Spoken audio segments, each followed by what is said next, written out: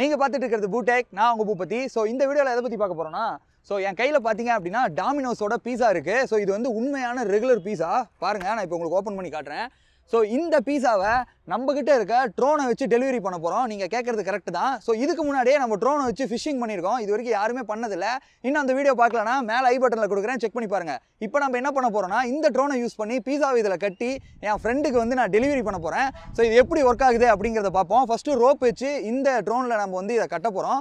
So அதுக்கப்புறம் பார்த்தீங்கன்னா இதுக்குன்னே நம்ம ஒரு டிவைஸ் வந்து லைட் சென்சாரோட வாங்கியிருக்கோம். ஸோ இதை யூஸ் பண்ணி நம்ம ஜஸ்ட்டு ஒயர்லெஸ்ஸாக பார்த்தீங்கன்னா நம்ம எங்கேயோ இருந்து ஒரு பட்டன் அழுத்துறது மூலமாக இந்த பீஸாவை நான் டெலிவரி பண்ண போகிறேன். ஸோ லைவாக இது எல்லாத்தையுமே நீங்கள் பார்க்க போகிறீங்க.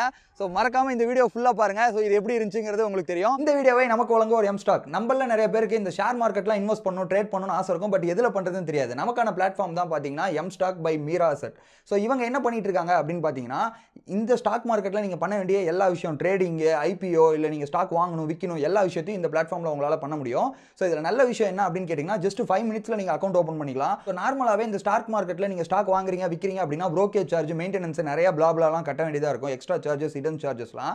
பட் இவங்ககிட்ட அப்படி எதுவுமே கிடையாது. நீங்கள் ஸ்டார்டிங்கில் 999 கட்டினீங்கன்னா லைஃப் டைம் ஃப்ரீ அக்கௌண்ட். இது மட்டும் இல்லாமல் டிமார்ட் அக்கௌண்ட், மெயின்டெனன்ஸ் அக்கௌண்ட்னு ஒரு சார்ஜ் நீங்கள் மற்ற இடத்துல பே பண்ணுவீங்க. ஸோ அதுக்கு இவங்ககிட்ட பார்த்தீங்க அப்படின்னா 999 நீங்கள் எக்ஸ்ட்ரா பே பண்ணீங்க அப்படின்னா லைஃப் டைமாக நீங்கள் எந்த விதமான சார்ஜுமே நீங்கள் கட்ட தேவையில்லை. ஸோ டோட்டலாக பார்த்தீங்க அப்படின்னா 2,999 நீங்கள் கட்டணும். இது மட்டும் கட்டினீங்க அப்படின்னா போதும். ஸோ இதிலே பார்த்தீங்க அப்படின்னா ஸ்டாக் வாங்குறது, விற்கிறது, அது மட்டும் இல்லாமல் இங்கே அட்வான்ஸ் ஆப்ஷனாக பார்த்தீங்கன்னா 1 click to buy. அது மட்டும் இல்லாமல் நீங்கள் ட்ரேடிங் பண்ணக்குள்ள உங்களுக்கு ஹெல்ப் ஆகிறதுக்கு பார்த்தீங்கன்னா வாய்ஸ் சர்ச், இன்னும் அட்வான்ஸ் ட்ரேடிங் ஆப்ஷன்ஸ் எல்லாமே இதில் இருக்குது. ஸோ ஜஸ்ட் நீங்கள் இதில் அக்கௌண்ட் ஓப்பன் பண்ணணும்னு நினச்சிங்க அப்படின்னா எம்ஸ்டாக் பை மீராசெட், அதோட லிங்க் வந்து கீழே டிஸ்கிரிப்ஷனில் கொடுக்குறேன். மறக்காமல் செக் பண்ணி பாருங்கள். இப்போ என் கையில் இருக்க பீஸாவை வந்து நல்லா நான் கயிறு வச்சு கட்டிட்டேன். ஸோ இப்போ இந்த கயிறை இந்த ட்ரோனில் மாட்டி நம்ம விட போகிறோம். ஆக்சுவலாக இங்கே என்ன நடக்க போகுதுன்னா, நம்மகிட்ட ஒரு டிவைஸ் இருக்குது. இது லைட் சென்சார் உள்ள ஒரு டிவைஸு. ஸோ இந்த டிவைஸ் பார்த்தீங்க அப்படின்னா எப்பெல்லாம் அந்த டிவைஸில் லைட் படுதோ அப்போ வந்து இங்கே இருக்க லாக்கை அன்லாக் பண்ணிவிடும். ஸோ இதை வந்து நான் இப்போ லாக் பண்ணி பறக்க விட போகிறேன். என் ட்ரோனில் பார்த்தீங்கன்னா ஒரு எல்இடி லைட் இருக்குது. அதை வந்து என்னால் ஒயர்லெஸ்ஸாக ஆக்சஸ் பண்ண முடியும். ஸோ இது மூலமாக பார்த்தீங்கன்னா ரிமோட் கண்ட்ரோலில் ஒரு பட்டன் அழுத்தினா லைட் எரியும். அப்போ இந்த சென்சார் ஆக்டிவேட் ஆகி இங்கே இருக்க லாக் அன்லாக் ஆகி இதில் என்ன நம்ம தொங்க விட்டுருக்கோமோ அது வந்து டெலிவரி ஆகிடும். ஸோ இதை தான் வந்து பக்காவாக பிளான் பண்ணியிருக்கேன். ஸோ இதுக்கு வந்து நிறைய கால்குலேஷனும் நம்ம பண்ணியிருக்கோம். ஸோ ஃபஸ்ட்டு நம்ம ட்ரையல் பார்க்கலாம். ஸோ அங்கே பார்த்தீங்கன்னா ஒரு பில்டிங் தெரியும்.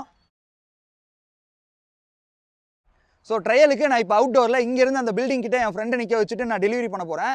இது சக்ஸஸ் ஆச்சு அப்படின்னா ரியலாகவே லைஃப்பில் ஃபஸ்ட் டைம் பீஸாவை ட்ரோனை யூஸ் பண்ணி டெலிவரி பண்ண போகிறோம். ஸோ ரொம்பவே எக்ஸைட்டிங்காக இருக்குது. இது சக்ஸஸ் ஆச்சு இல்லை எந்த மாதிரி எரர் வருதுங்கிறத பார்த்துட்டு அதுக்கப்புறம் பார்த்தீங்க அப்படின்னா என் ஃப்ரெண்டோட வீடு எல்லாம் பில்டிங் நார்மலாக எல்லோரும் இருக்கிற இடத்துல இந்த பீஸாவை டெலிவரி பண்ண போகிறேன் அவன் வீட்டுக்கே.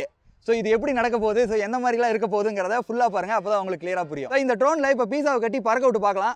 ஸோ ஃபஸ்ட்டு டைம் நம்ம இந்த ட்ரோனில் இந்த பீஸாவை கட்டி டேக் ஆஃப் பண்ணலாம். ஸோ என்ன நடக்குதுங்கிறத பார்ப்போம். பார்த்தீங்கன்னா நம்ம கையில் இருந்த பீஸாவை இந்த ட்ரோனில் கட்டி இப்போ தொங்க விட்டுருக்கோம். ஸோ இந்த ட்ரோன் பார்த்தீங்க அப்படின்னா நம்ம கரெக்டாக கால்குலேட் பண்ணனால இதை தூக்குது. இப்போ நான் ஜஸ்ட் என் கையில் இருக்க ஒரு பட்டன் அழுத்தினா போதும், இந்த பீஸா டெலிவரி ஆகிடும். இங்கே பாருங்கள், பார்த்தீங்க அப்படின்னா தெரியும் பீஸா இப்படி தான் நம்ம டெலிவரி பண்ண போகிறோம். ட்ரோன் இன்னும் காற்றுலேயே தான் இருக்குது. பீஸா வந்து கீழே விழுந்துருச்சு. ஸோ இந்த ட்ரையலில் பார்த்தீங்க அப்படின்னா ஃப்ரெண்டை கொஞ்சம் தூரம் தள்ளி நிற்க வச்சுட்டு ட்ரோனை பார்த்தீங்க அப்படின்னா ஒரு 10-20 அடி ஹைட்டு பறக்க விட்டு அங்கேருந்து வந்து பீஸாவை பக்காவாக டெலிவரி பண்ணிடுச்சு. பட்டன் அழுத்தினவுடனே பக்காவாக டெலிவரி ஆகுது, எந்த பிரச்சனையும் கிடையாது. ஸோ ட்ரோனை யூஸ் பண்ணி பீஸா டெலிவரி பண்ணுறது. ஸோ ஒரு 5 வருஷத்துக்கு முன்னாடி என்கிட்ட யாராவது சொல்லியிருந்தா நான் நம்பியிருக்கவே மாட்டேன். பட் இன்றைக்கி நாம் அதை பண்ணிட்டோம். பட் இதை பண்ணுறதுக்கு எனக்கு 4 மிகப்பெரிய ப்ராப்ளம் வந்துச்சுன்னு சொல்லலாம். இல்லை வந்து சேலஞ்சஸ் இருந்துச்சு. அதெல்லாம் சால்வ் பண்ண வாட்டி தான் எங்களால் ஈஸியாக அதை பண்ண முடிஞ்சது. ஜஸ்ட் நீங்கள் வீடியோவில் பார்க்குறதுக்கு டெலிவரி பண்ணுற மாதிரி தெரியும். ஸோ ஃபஸ்ட்டு திங் என்னென்னா வெயிட்டு. ஸோ என் ட்ரோனால் எந்த அளவுக்கு வெயிட் கெப்பாசிட்டி வந்து அதால் ஹோல்ட் பண்ணி தூக்க முடியும் அப்படிங்கிறத நான் கால்குலேட் பண்ணோம். இல்லை நான் சப்போஸ் வெயிட் அதிகமாக கொடுத்துட்டேன்னு வச்சுக்கோங்களேன், ட்ரோன் பறந்துட்டுருக்குள்ள மோட்டார் ஃபெயிலியர் ஆக வாய்ப்பு இருக்குது. அப்படி இல்லை அப்படின்னா ட்ரோன் ஸ்டேபிளாக பறக்க முடியாமல் எங்கேயாவது போய் நான் கிராஷ் பண்ணுறதுக்கு வாய்ப்பு இருக்குது. ஸோ அதனால் ஆல்ரெடி நான் வந்து இந்த ட்ரோனை யூஸ் பண்ணி மீன் பிடிச்சிருந்தேன். ஸோ அப்பயே நான் வந்து கால்குலேட் பண்ணி வச்சுருந்தேன் எந்த அளவுக்கான வெயிட்டை வந்து என் ட்ரோனால் ஹேண்டில் பண்ண முடியுதுன்னு, 500 கிராம்ஸுங்கிறது. பட் நான் இப்போ வந்து பீஸாவோட பாக்ஸு, அது மட்டும் இல்லாமல் த்ரெட்டு, இது 3ஓட வெயிட்டையும் ஆட் பண்ணி அந்த டிவைஸோட வெயிட்டையும் ஆட் பண்ணியிருந்தேன். ஏன்னா அந்த எல்லாத்தையும் சேர்த்து என் ட்ரோன் வந்து எந்த அளவுக்கு வெயிட்டை தாக்கு பிடிக்க முடியுது அப்படிங்கிறத கிளியராக நான் பார்த்துக்கிட்டேன். ஸோ அப்போ வெயிட்டை வந்து நான் ஓரளவுக்கு ஹேண்டில் பண்ணிட்டேன்னு சொல்லலாம். ஸோ 300-400 கிராம்குள்ளேயே வச்சுக்கிட்டேன். 500னா 500க்கு போல். இன்னொன்று பார்த்தீங்கன்னா பீஸாவையும் ட்ரோனையும் நடுவில் கட்டுற அந்த கயிறு பார்த்தீங்க அப்படின்னா ரொம்ப ஸ்ட்ராங்காக இருக்கணும். அதே நேரத்தில் ரொம்ப லென்த்தாகவும் இருக்கக்கூடாது, ரொம்ப ஷார்ட்டாகவும் இருக்கக்கூடாது. கீழே லென்த்தாக கட்டினோம்னா ட்ரோனை கொஞ்சம் ஹைட்டு பறக்க விட்டுட்டு கொஞ்சம் மூவ் பண்ணி ஸ்டாப் பண்ணோம்னா கீழே இருக்க பீஸா மட்டும் வெயிட்டுக்கு ஆடிக்கிட்டே இருக்குது, பெண்டுலம் மாறுற மாதிரி. ஸோ இப்போ ரொம்ப லென்த்தாகவும் கட்ட முடியல. சப்போஸ் ஷார்ட்டாக கட்டலான்னா என்ன பயம் அப்படின்னு கேட்டிங்கன்னா, நம்ம கொஞ்சம் தூரம் மூவ் பண்ணி நிற்கக்குள்ள சப்போஸ் இந்த கயிறு ஏதாவது ஒன்று ப்ரொப்பலரில் பட்டுருச்சுன்னா அதுலேயும் பார்த்தீங்க அப்படின்னா டேமேஜ் பண்ணிடும் ப்ரொப்பலரை. ஸோ அதனால் அது ரொம்ப பயமாக இருந்தது, என்ன பண்ணுறதுனே தெரில. ஸோ அதுக்கு கரெக்டான மெஷர்மெண்ட்டை எடுத்து அதை வச்சு நாங்கள் பறக்க விட்டோம். ஸோ அப்போ வந்து இந்த கயிறோட ப்ராப்ளத்தையும் சால்வ் பண்ணியாச்சு. மூணாவது ரொம்ப முக்கியமான விஷயம் என்ன அப்படின்னு கேட்டிங்கன்னா சென்சார்ஸு. இந்த ட்ரோனில் நிறைய சென்சார்ஸ் இருக்குது, லேண்ட் ஆகிறதுக்காக சைடில் இருக்க ஆப்ஸ்டிக்கல் சென்சார்ஸ்ன்ட்டு. ஸோ எந்த சென்சாரையாவது நான் இந்த பீஸாவை கட்டி பறக்க விடக்குள்ள நூலோ இந்த பாக்ஸோ ஏதாவது ஒன்று பார்த்தீங்க அப்படின்னா அந்த டிவைஸோ ஹைடு பண்ணிடுச்சு அப்படின்னா ட்ரோன் கரெக்டான இன்ஃபர்மேஷனை பறந்துட்டு இருக்கக்குள்ள நமக்கு கொடுக்காது. ஸோ அதையும் நான் சால்வ் பண்ணோம். ஸோ இந்த 3 விஷயத்தையும் ஞாபகம் வச்சுக்கிட்டேன். 4வது மிகப்பெரிய டாஸ்க் என்னது அப்படின்னு கேட்டிங்க அப்படின்னா ஹைட்டு. இப்போ நீங்கள் ஒரு ஹைட்டு வரைக்கும் நம்ம பறக்க விட்டு இந்த ட்ரோனை பறக்க வரக்குள்ள பிரச்சனை இல்லை. ஒரு ஹைட்டுக்கு மேலே போனோம் அப்படின்னா காற்று ரொம்ப அடிக்க ஆரம்பிச்சிருது.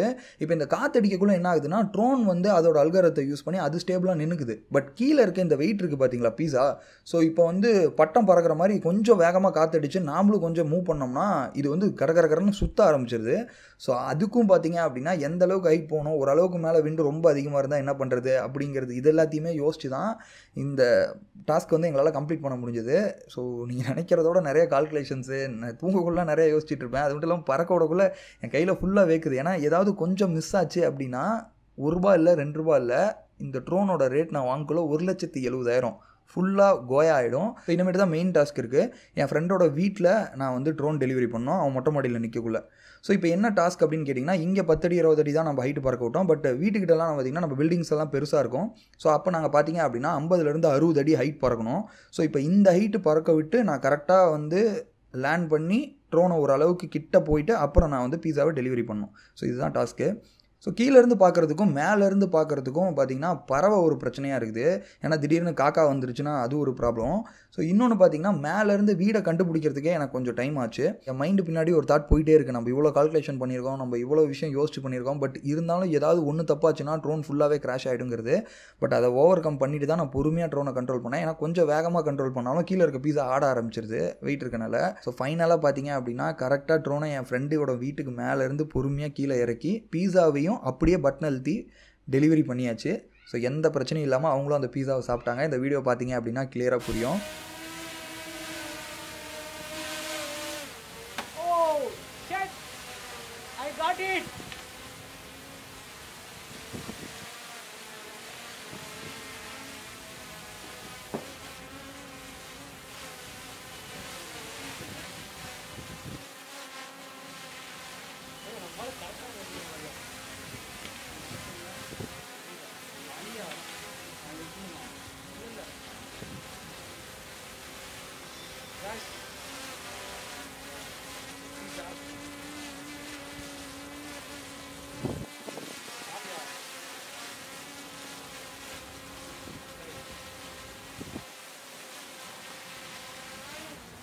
ஓகேங்க, நிறைய கால்குலேஷன் பண்ணி நிறைய ட்ரை பண்ணி ஃபைனலாக பார்த்தீங்க அப்படின்னா இந்த பீஸாவை இந்த ட்ரோனை யூஸ் பண்ணி டெலிவரி பண்ணியாச்சு சக்ஸஸ்ஃபுல்லாக.